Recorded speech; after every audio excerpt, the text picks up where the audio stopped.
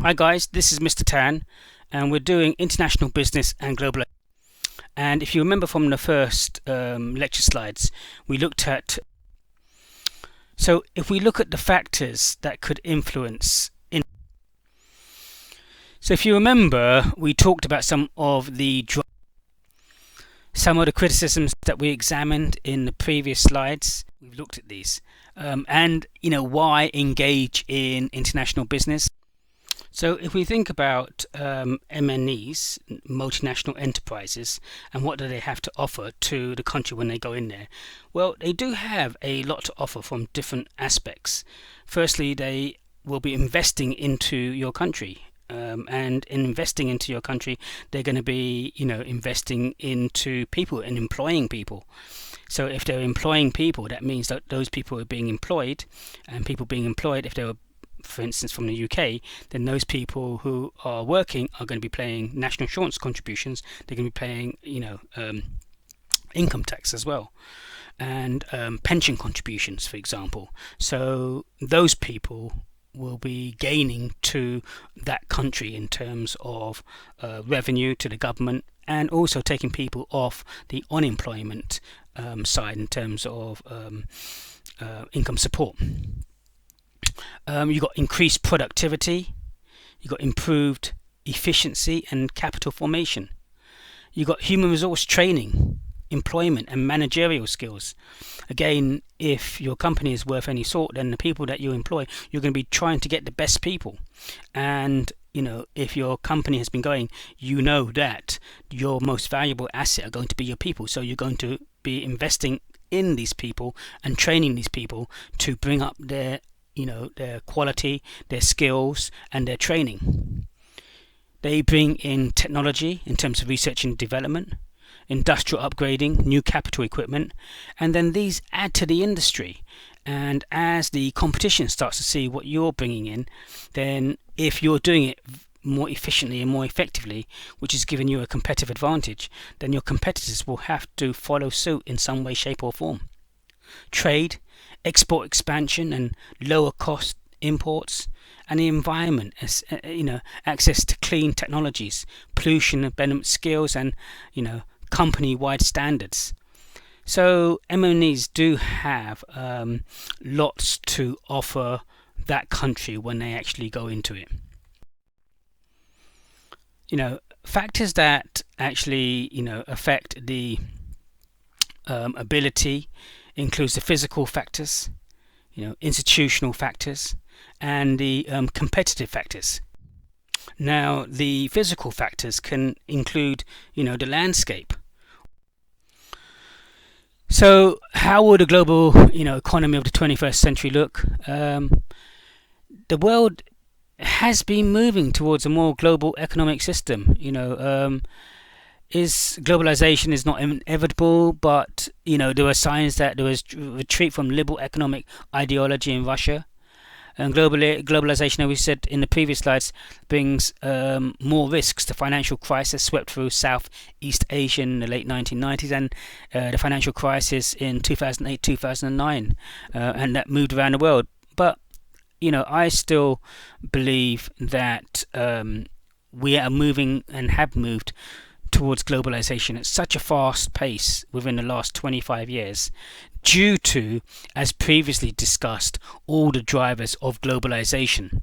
So even though there may be some retreat, if the companies in your home country want to be competitive, unless you have completely protectionist country policies and trade barriers, high trade barriers to protect all your industry, then you will be able to fend off competition. But if you don't have high trade barriers and competitors are able to come into your country, then your companies who compete in that market sector are going to find it very difficult. So I think it is very difficult. Even though you may have one government at one particular point in time that may have protectionist strategies, who's to say that that government is going to be there again in the long term to continue those protectionist strategies? So I think that competition needs to evolve where you take a marketing, in my opinion, you take a marketing point of view, a marketing perspective, which is a mutually satisfying exchange at a profit in the long term, where you take all these things into consideration. And the reason for expansion is for increased profit, so that you can reinvest back into your business. And it's not just about expansion, but it's also about economies of scale. It's about competition. It's about learning new technologies. It's about implementing things like JIT, which we're going to talk about later, just in time. And it's about operating at the maximum efficiency, at your most competitive, so that you stay in business for the long term. So I don't think, unless you've got protectionist policies from a country perspective, that you will be able to sustain globalization. So, is an interdependent global economy a good thing? Supporters believe that the increased trade and cross-border investment means lower prices for goods and services. Well, definitely seen that lower prices of food in Lidl and Aldi in comparison to Tesco's and Asda's, such as you have greater economic growth, and you get greater economies of scale as well, because you're buying more and you're becoming more efficient, so that you can buy things more cheaply in terms of your cost and your component costs. And they're saying that higher consumer income and more jobs. I'm not too sure about the higher in the UK, higher consumer income and more jobs, but at the moment, after the pandemic, there are lots more jobs, for sure. In terms of the higher income, well, that depends on the government policy in terms of minimum wage. The Labour government have been fighting for a £10 minimum wage for a long time. In the policy, in their party, they wanted a £15 per hour minimum wage. The Conservative government have agreed to a £9.50 per hour minimum wage. So, do we see higher consumer income? Not at the moment, if you take into consideration the rate of inflation coming out of the pandemic and how the cost of goods are increasing. I don't believe at this precise moment in time that wages are increasing in line or greater than the rate of inflation. Critics worry about globalization will cause job losses, environmental degradation, and the cultural imperialism of global medias for MNEs. So again, depending upon the country, there could be job losses if you've got more mechanized systems. But then, on the other hand, it could mean more businesses may want to come into your country and employ the people, and there could be better training and there could be from the people who work in those countries better paid from their perspective, from where they were at that point in time. So there are pros and cons, and this goes back to looking at the pros and cons of or appraising the impact of international business and globalization. And also, anti-globalization protesters now regularly show up at most major meetings of global institutions. So, how does globalization affect the production and logistics? Well, if we look at it, we can get lower the costs of value creation in terms of dispersed production to the most efficient locations and manage the global supply chain efficiently to better match supply and demand. So that's basically saying that, like you look at Apple, and Apple manufacture their iPhone in China because they are getting the most efficient location, but the costs in terms of labor costs, in terms of building costs, in terms of rent, in terms of production costs, in terms of all the costs are the most efficient and effective in China. So it's to their benefit, so that they can maximize their profits, manage the global supply chain efficiently better. Even if you look at IKEA has over 300 stores worldwide. They've got 30 franchise stores, and they can't just have, and they've got 40 different distribution centers, and then they have to supply those distribution centers with the raw materials that come in and make up the component parts. And They can't just get it from one location, so they would have different locations throughout the world that would supply those distribution centers. And add value by better serving customers' needs. Eliminate defective products from the supply chain and the manufacturing process. And again, globalization mechanism and improved policies like ISO 9001, like reducing defects in products, and so having a rate of 999.9% expectancy level, and all these things, if implemented, then can maximize you more efficient returns in terms of your profit and loss. Where should production be located? Well, it depends. There is no one straight answer to this. Firms should locate production so that production and logistics can be locally responsive. Production and logistics can respond quickly to shifts in customer demand. And that really depends again. I mean, when I worked for my first company, Metro Products, we started to get orders from France, we started to get orders from Germany, and we had orders from the US. So what were we to do? Were we to set up production and logistics in those countries? It really depended upon the strategy of the directors who own the company, and they decided not to take that risk in terms of setting up new production and logistics in those countries. But they still wanted to trade in those countries, but they didn't want to lose those orders that were coming through, that they obtained through various exhibitions. And so they decided to have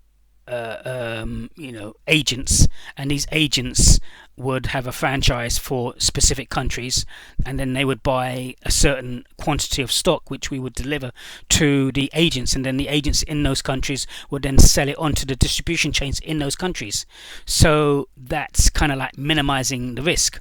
But you could argue that in order to be really successful, that you would set up production and logistics either locally or in an area that can supply the demand required. So firms will need to consider country factors, they will need to consider technological factors and product factors. So why are country factors important? Manufacture should be located where economic, political and cultural conditions are the most conducive to the performance of that activity. Again, this comes back down to looking at what is the best area to manufacture those products. But you need to take into consideration, well, what is the political risk? Is it stable or is it not stable? Because it may be really, really cheap in terms of labor and the running costs, but if there is a great deal of political instability where you could have a coup at any time, then you could lose all your investment in that country. So you need to take into consideration, the political stability, and also the cultural conditions. The cultural conditions in terms of the people. Do the people have the skills in order to do what you need to do, or do you need to train all these people up? Do they have the relevant skills, education and training in this area or not? Because this could take a long time to set up. So it's all about implementing your way of doing business, and is that country that you want to go into, does it align with your business in order for you to get the best out of that country? So, why are country factors important? Well, firms need to consider, again, as we mentioned before, the availability of skilled labor and supporting industries. Do you have the right people there? And skilled labor can make all the difference between, your company making mistakes in terms of. So if we look at Germany, the skilled labor in the car industry and the engineers that they have are highly qualified people who know exactly what they're doing in order to get the best quality with the best designs with the minimum amount of defects. And if you were to set up in another country which didn't have that skilled labor, you would automatically be at a disadvantage. Again, there are formal and informal trade barriers. Expectations about future exchange rates changes. If you look at Brexit and the UK, when Brexit was going on, then the pound had been devalued against the euro. Well, what did that mean in terms of the potential for prices in the UK? Well, Tesco's buy over 30% of their products from the EU, from outside the UK. So if the exchange rate now is decreasing, it's costing Tesco's a lot more money to buy those products, adding on more costs to those foods. Therefore, Tesco's would have a dilemma. Do they increase the retail prices of those foods? Therefore, people might say, well, this is too expensive, I'll go to Aldi and Lidl. Or do they keep the same price and reduce their gross profit margin? So again, this is a dilemma. Exchange rate fluctuations, and what are the differences, and how big are those fluctuation changes? And the transportation costs, what are the transportation costs in terms of involved here, which adds to, again, your profit and loss account in terms of your expenses. How high are your transportation costs, which ultimately reduces your net profit the more your transportation costs are. And also regulations affecting financial direct investments. What are the regulations affecting these? So why are technological factors important? These are very, very important technological factors. So if fixed costs are high, producing a single location or few locations. So when fixed costs are low, multiple production plants may be possible. Allows firms to respond to local demand. So it kind of like depends the level of fixed costs. Technological factors, the minimum efficient scale. So this is the level of output at which plant level scale economies are exhausted. So when the minimum efficient scale is high, you maybe want to choose a more centralized production in a single location or a limited number of locations. So, the higher it is, you don't want to choose too many different locations, but rather than a few. But when the minimum efficient scale is low, then you could, hedge against currency risk by operating in multiple different locations. But that all depends on how, if the initial investment cost is high or low.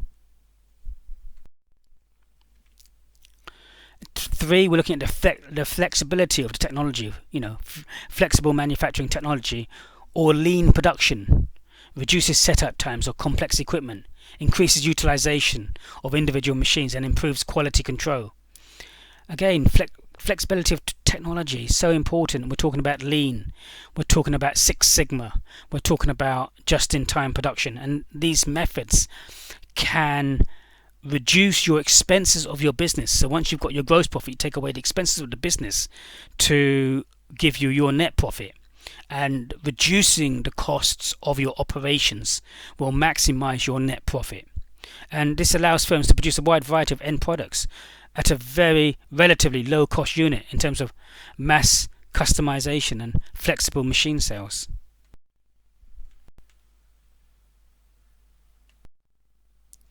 So why are product factors important to location decisions? 2 product factors impact location decisions. The product's value to weight ratio. So if the value to weight ratio is high, produce the product in a single location and export to other parts of the world. But if the value to weight ratio is low, then the greater pressure to manufacture and produce in multiple locations, because your transportation costs are going to be lower. And whether the product serves universal needs, in terms of when products serve universal needs, the need for local responsiveness falls, and concentrating manufacturing in central location makes sense. So here we have it. So what we talked about is either a concentrated production favored approach or a decentralized production favored approach, kind of like reducing the risk of currency fluctuations. And they could depend on country factors in terms of differences in political economy, if they are substantial, differences in culture and differences in factor costs. If these three are substantial, then you kind of want to go for a centralized production favored approach. Trade barriers are few, location is important to the industry, and exchange rates stable. So we can see that the conditions for concentrated production favored. Again, where in terms of technological factors, fixed costs are high, minimum efficiency scales are high, and flexible manufacturing technology is available. And product factors, weight, value to weight ratio is high and serves universal needs, is yes. And the opposite to these would be a decentralized production favored approach under those opposite conditions to the centralized production favored approach. So what are the hidden costs of foreign production and locations? There may be hidden costs associated with foreign production. Before making a decision to locate production in a foreign location, firms must consider the potential of high employee turnover, poor workmanship, poor product quality, low productivity. And these go back to what we were previously talking about and discussing in terms of Lean, Six Sigma, ISO 9000 and quality control mechanisms to reduce the defects, to reduce the costs. If you've got high employee turnover and you have to keep employing, advertising, training, interviewing, training, it's an additional cost. If you've got high employee turnover, if you've got poor workmanship, it's going to cost the company money. If you've got poor product quality, it's going to cost the company money in terms of returns. It's going to cost the company money in terms of your customers not being happy with the product. And low productivity. If you've got low productivity, again, if you're not producing as much as your competitors are producing with the same time period, with the same technology and facilities, then you are getting lower economies of scale by not producing at a certain or standard rate for the industry. And that means that you're not maximizing your cost of goods sold. So what is the strategic role of foreign factories? The strategic role of foreign factories and the strategic advantage of a particular location can change over time. Factories established to take advantage of low-cost labour can evolve into facilities with advanced design capabilities. It's true, but how much time do you have? How much time do you need? And how much investment do you want over what period of time? And can you gain that sooner elsewhere? Improvement in the facility comes from pressure to lower cost or respond to local markets. And 2, an increase in the availability of advanced factors of production. Again, many companies now see foreign factories as globally dispersed centres of excellence. Supports the development of transactional strategy, global learning, valuable knowledge can be found in foreign subsidies, and implies that firms are less likely to switch production to new locations simply because underlying variable like wage rates, has changed. So again, what we're saying here is take into consideration a whole range of different factors. And also, it's everything that you need to take into consideration to look at your operating costs and how close you can get to your target customer base in different geographical locations. Should a firm outsource production? Should they make or buy the component parts to go into its final product? Again, very, very difficult decision to make. You do need a lot of investment to be able to vertically integrate backwards. You need to be, financially stable and lucrative in your business to be able to support this type of model. And if you go and vertically integrate backwards and you start making all the component parts for your products, then you have to be good at what you're doing and better than the people who are supplying this to you. Because sometimes it's difficult for you to be as good as someone else who's been in that market for a long time, unless you actually buy out the company in the first place. So make or buy decisions are important to firms' manufacturing strategies.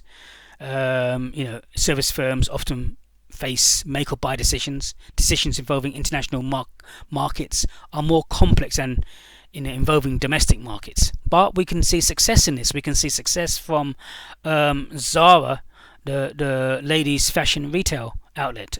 Zara started in Spain with one store. They have over 2,000 stores worldwide, and they turn over almost 20 billion US dollars a year. They have vertically integrated backwards to about 80% of their manufacturing, or 85% of their own manufacturing, and they have their own designers, and they take at least up to 6 weeks to bring their ideas from concept to market in their retail stores. They don't do any advertising.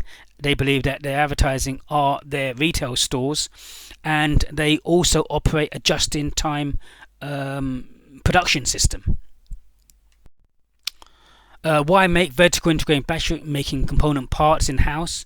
For two reasons really. One, lower costs. If a firm is more efficient at the production activity than any other enterprise, manufacturing in-house makes sense, and facilitates investments. It's a highly specialized asset. Internal production makes sense when substantial investments in specialized assets are required. Number 3, it protects prosperity and technology. In-house production makes sense when component parts, contain prosperity in terms of their technology and their knowledge and their know-how. So you know exactly how you develop it over a period of time to give you the most efficient and effective way of doing something in your company. Facilitates the scheduling of adjacent processes. Planning, coordination and scheduling of adjacent processes can be easier with in-house production, and again we've seen that with Zara. If you look at the catwalk and you see the fashion designers, when the designers go on the catwalk, it normally takes from the catwalk to retail outlets 6 months. But Zara has vertically integrated backwards. They have their own designers, not just one main designer, hundreds of designers worldwide, and all these and they look and they assess the market needs, and then they get the prototype designs, and then they take them to the manufacturing sites, and then within 6 weeks they've made the new designs. They've supplied each of their stores with a set quantity that they want to sell, and when it's gone, it's gone. And then so when we look at the planning, the coordinating, the scheduling, and the technology that they use, it all integrates nicely to see where Zara is now. A worldwide recognized ladies retailer with a very, very good brand and image, turning almost $20 billion a year, which is amazing. Why buy? Well, if we're thinking about buying component parts from independent suppliers, gives the firm greater flexibility, important when changes in exchange rates and trade barriers, alter the attractiveness of favourable supply sources over time, and absolutely, and again, you need, it's very difficult for a small company, a small company to be able to vertically integrate backwards. You do need all the elements required in order to make this happen effectively. Otherwise, it could be a disaster. But there are other reasons why you may want to buy. Helps drive down the firm's cost structure, avoids challenges in coordination and control of additional subunits, avoids the lack of incentive associated with internal suppliers, and avoids the difficulties with setting appropriate transfer prices. And number 3, helps the firm capture orders from international customers. Can help firms gain orders from suppliers' countries. So, but I remember for the first company I worked for, we brought in our component parts to the UK, and the component parts for the stop lock included about 20 different component parts, and then they came into the factory, and which was based in Oxted, and all these component parts had to be put together, and then the quality was tested.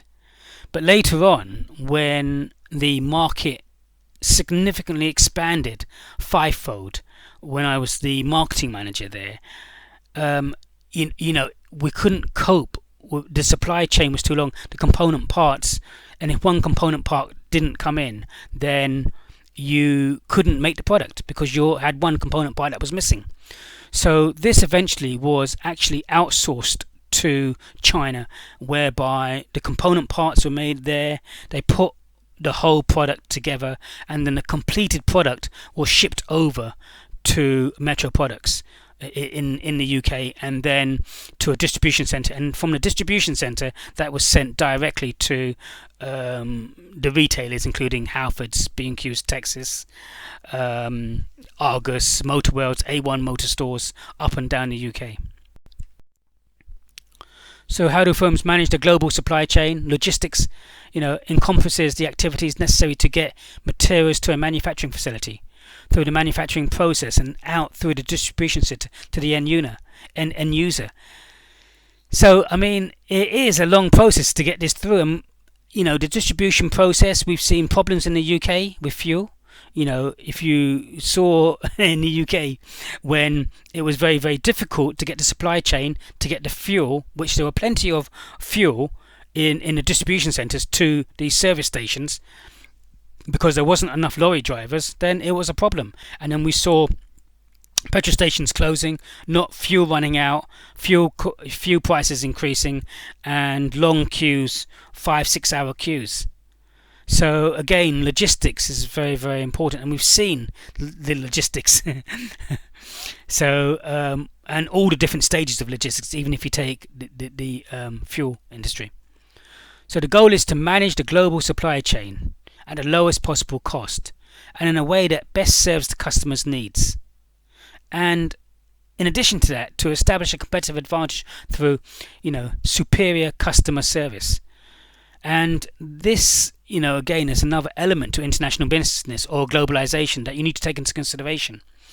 And this needs to be done in the most efficient and effective way, at the lowest, disruption in terms of, not meeting the customer's needs, lowest disruption throughout all the different parts of the supply chain. So things are done efficiently and effectively. So again, not an easy task to achieve.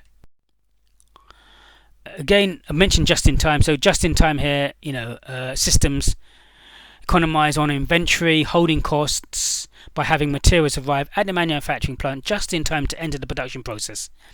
So again, here, you don't have a warehouse, you don't have a warehousing manager, you don't have the computer systems, you don't have the stocked on the shelf, you don't have to buy the stock and keep it and then put it on the production line.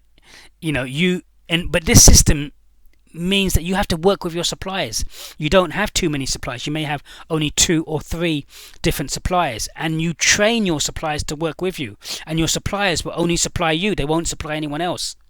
So this is easier said than done. It's not as easy as a few lines it says. You have to work with your suppliers to get them to do what you want, to the standards you want, and deliver it at the time that you want it to be delivered without delay, all the time. So and so you have an integrated degree of integration between your suppliers as well. It's not just or you do it like Zara, where you vertically integrate backwards and you have your just-in-time inventory because you've got 85% of your production with your own manufacturing the dresses and the ladies' fashion wear. So just-in-time systems generate major cost savings from reduced warehousing and inventory holding costs, can help the firm spot defective parts and take them out of the manufacturing process straight away. Just-in-time leaves the firm with no buffer stock or inventory to meet unexpected demand or supply changes. And we've seen so many problems in demand and supply in terms of transportation. But if you are working with your own integrated supply systems and suppliers, and they work with you so they know exactly what you want, it can be overcome. Again, I even though it is very difficult, and a lot of firms now are moving to just in case and building up supplies and demands, still believe it can be implemented within a normal distribution of what could possibly happen. So yeah, it's there are risks with just in time, especially given the current climate. The role of information technology and the internet, again, this has changed considerably over the last 25 years. From someone who was there when there was no internet, no emails, no WhatsApp, no video calls, no nothing, only the telephone and a fax machine. so uh, and the IT systems that were being used were Unix-based systems, Unix-based operating systems. So even if you were creating a database, you had nothing like what you had now. So web-based information systems plays a crucial role in materials management, allows firms to optimize production scheduling according to when components are expected to arrive. You've got electronic data interchange, EDI, facilities for tracking the parts, tracking the components parts, so you know what is where and what route and how far they are from being delivered to you. Allows the firm to optimize its production schedule, lets the firm and its suppliers communicate in real time, all the time, and eliminates the flow of paperwork between the firm and its suppliers. I can definitely vouch for that. So thank you today for Mr. Tan, which we were in week 1 and session 2.